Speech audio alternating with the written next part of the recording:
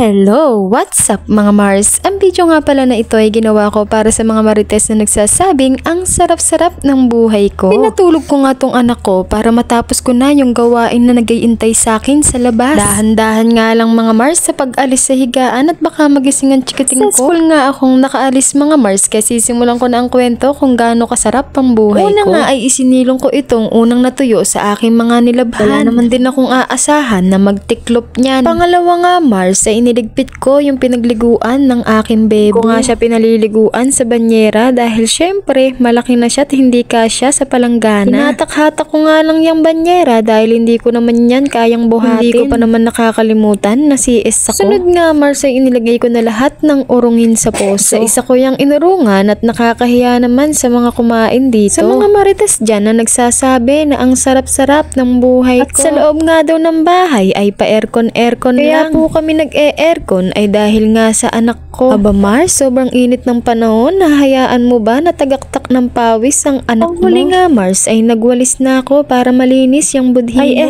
para malinis pala itong bahay namin. O siya, baka ma-stress pa ako. Maraming salamat sa panonood. Ingat and God bless. Bye-bye!